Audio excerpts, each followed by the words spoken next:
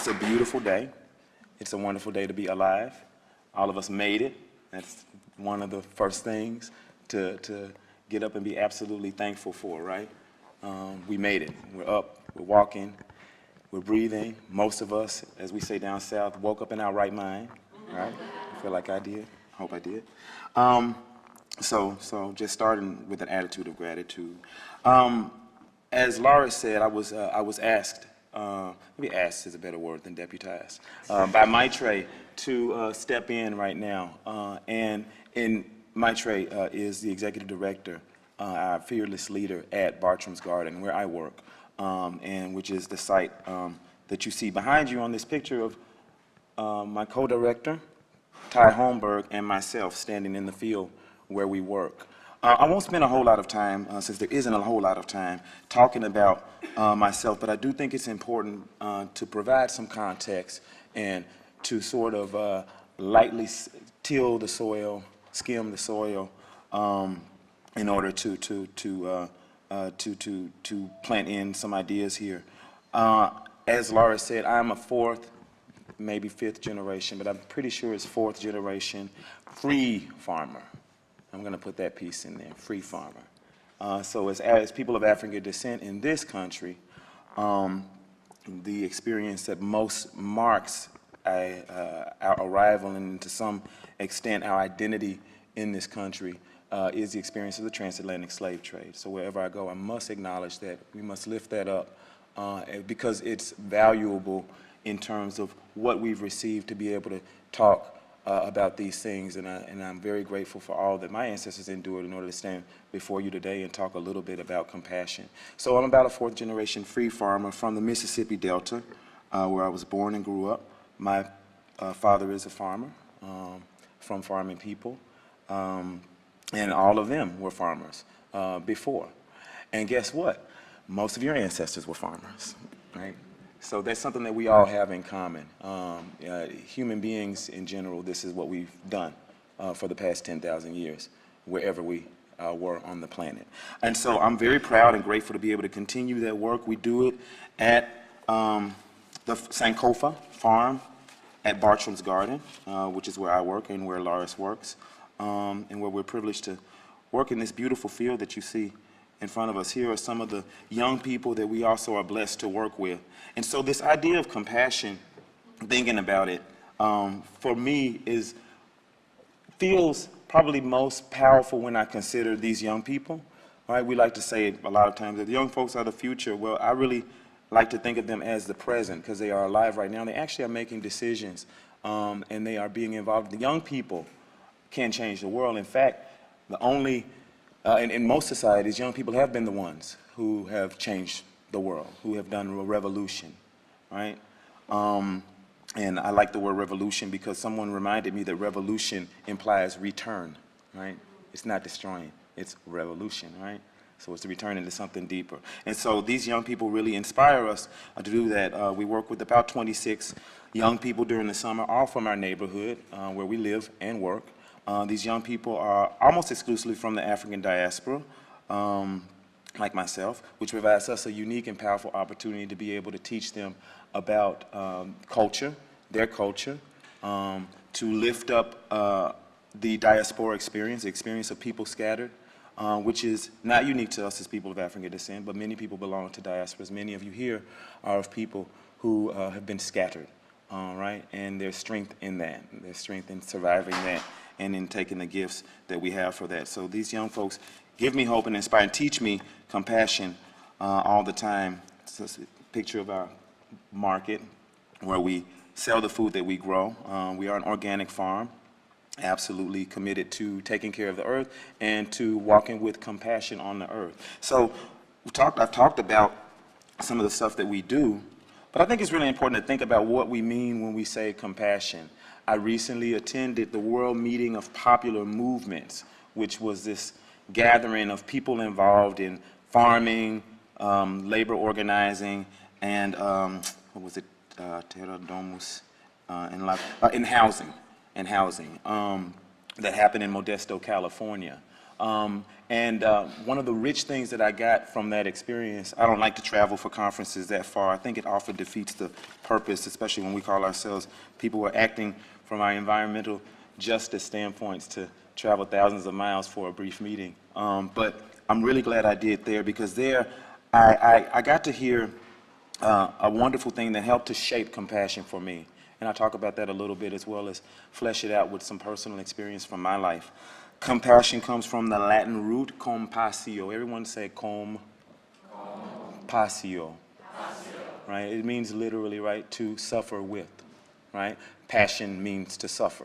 The only way I think that we retain it in modern English is reference to the passion of the Christ, right? Otherwise, we think of passion as something quite the opposite of suffering. But indeed, the root is to suffer together, right? To struggle together.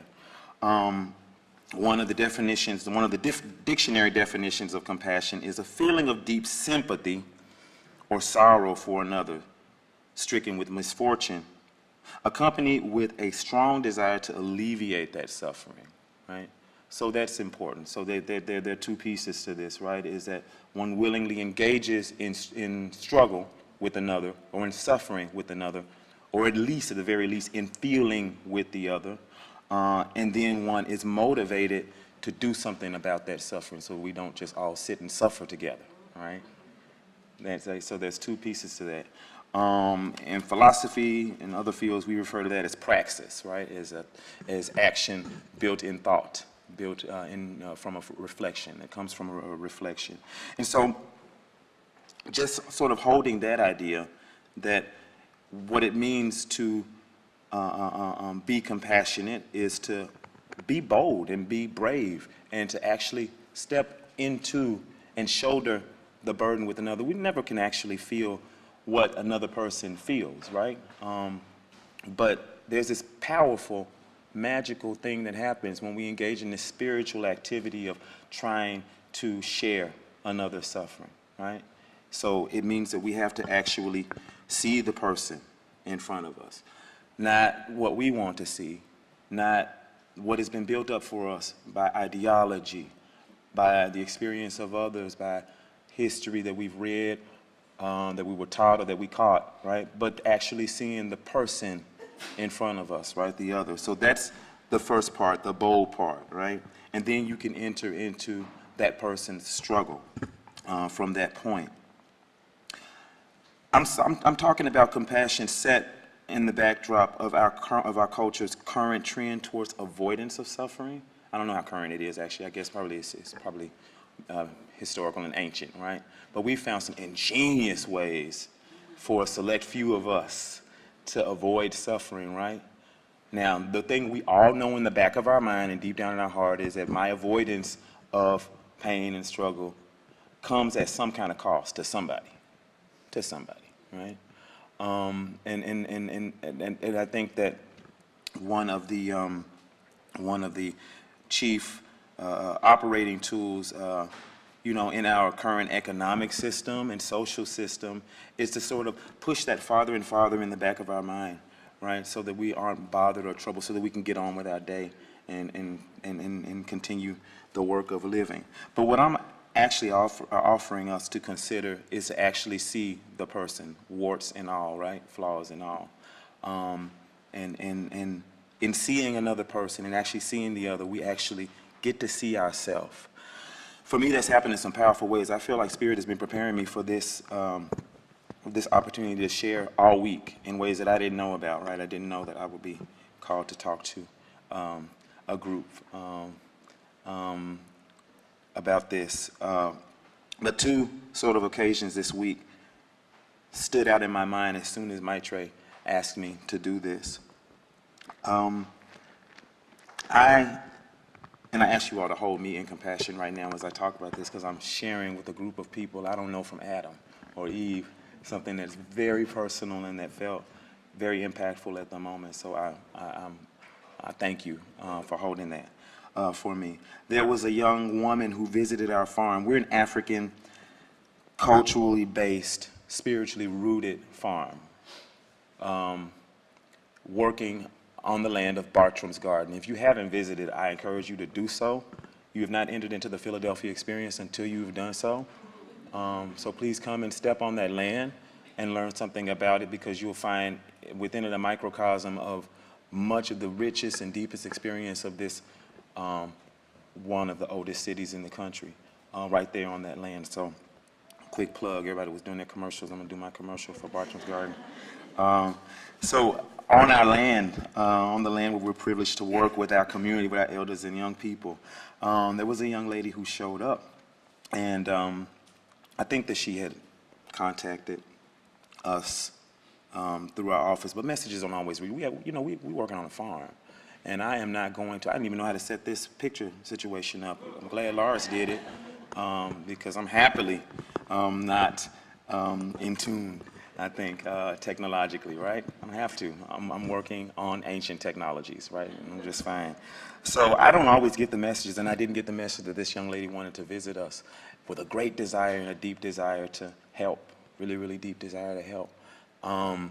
And she'd arrived before I got to the farm and started working, apparently.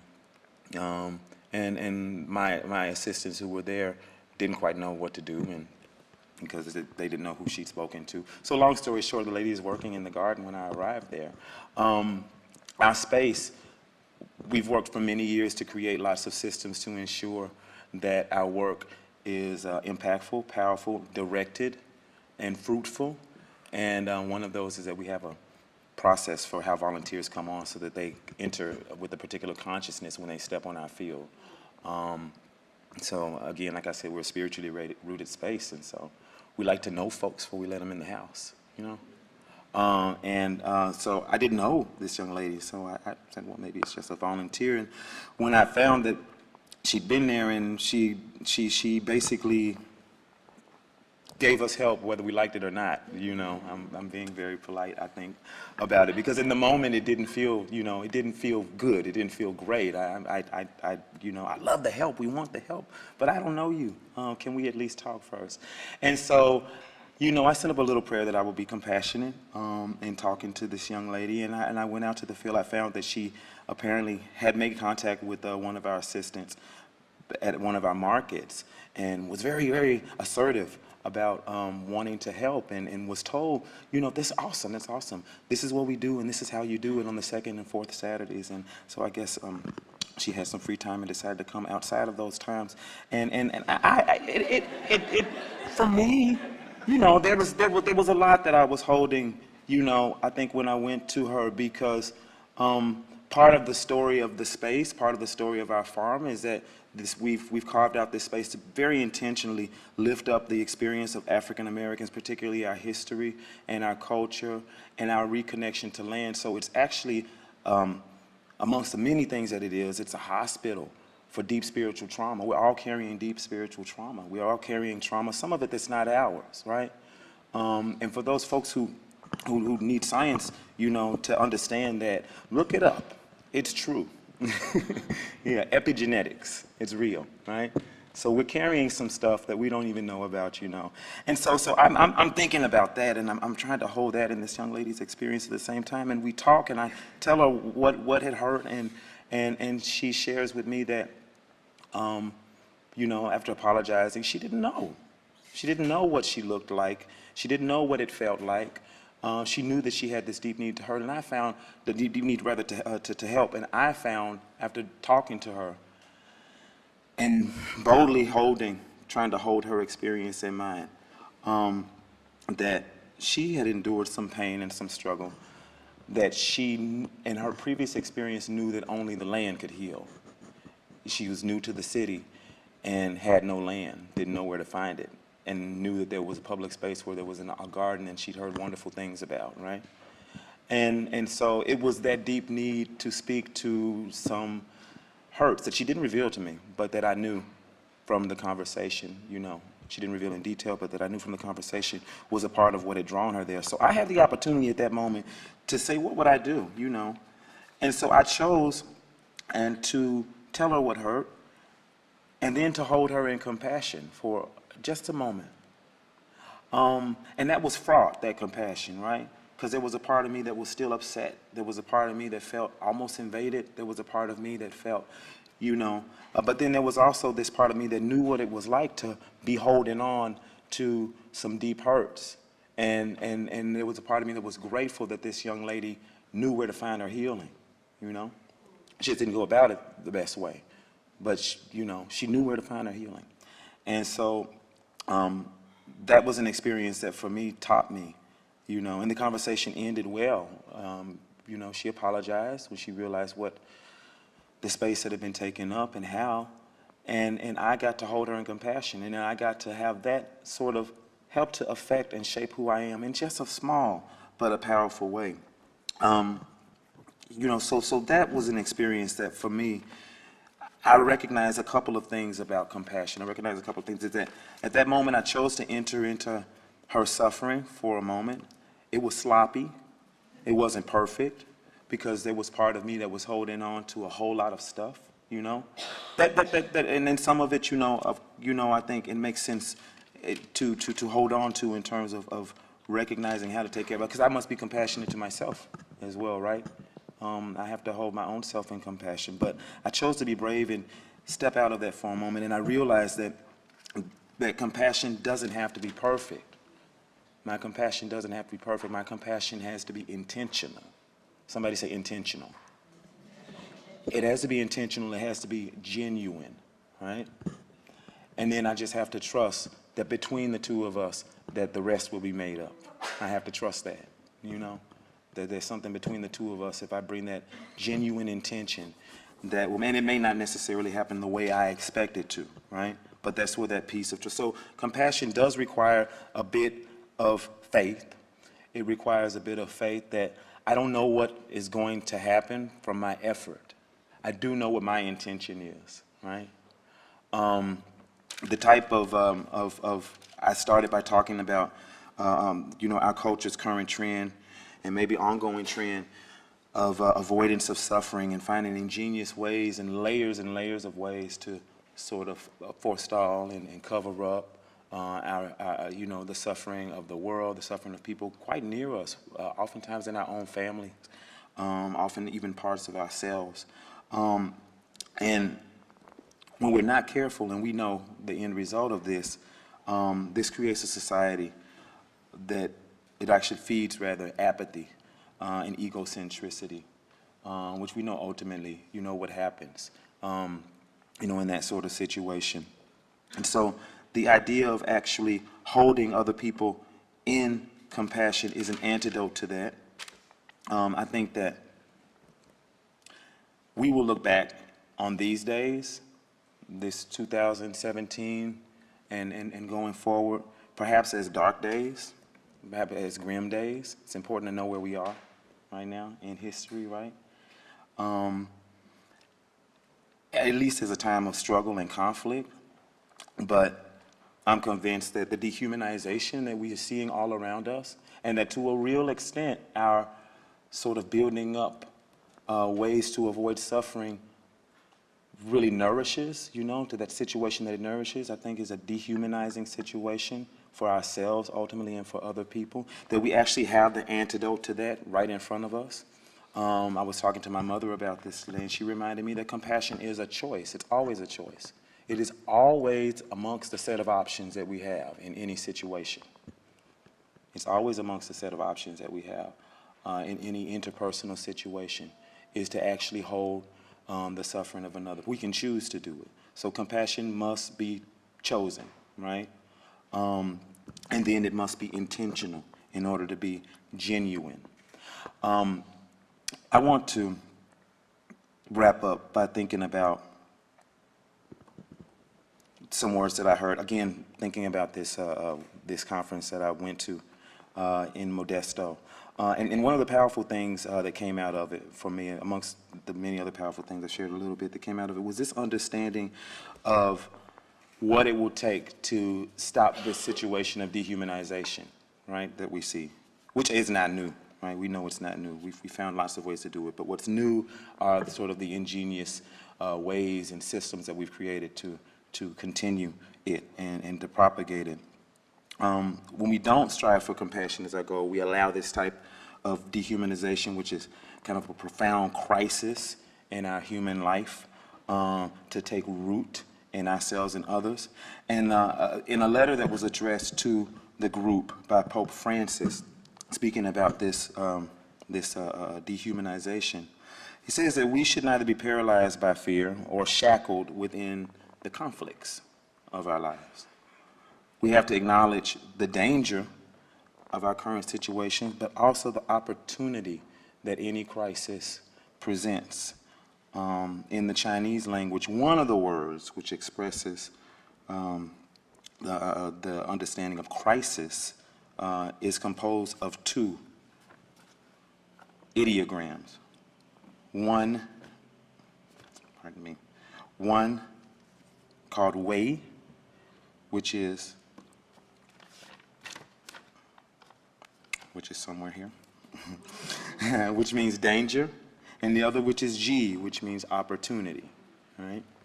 And I think somewhere between those two is our space and our opportunity to be compassionate.